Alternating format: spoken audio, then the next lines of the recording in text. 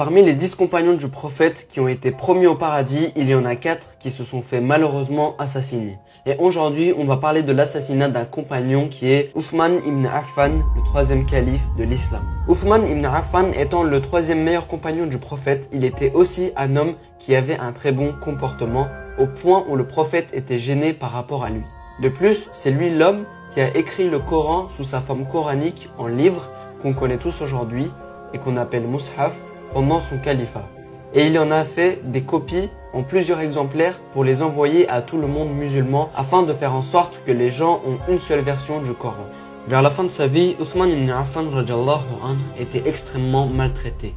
Et il était en quarantaine car les Khawarij avaient entouré sa maison pour essayer de le bloquer. Mais malgré ça, Uthman ibn Affan voulait que personne ne se combatte pour lui. Le jour où les Khawarij sont rentrés par effraction dans sa maison, Uthman était avec sa famille en train de lire le Coran et de jeûner.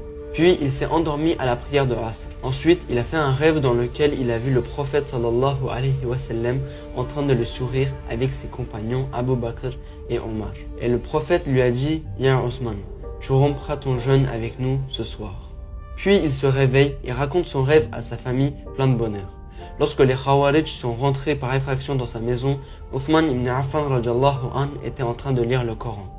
Il s'est fait assassiner dans sa chambre à l'âge de 83 ans à Médine.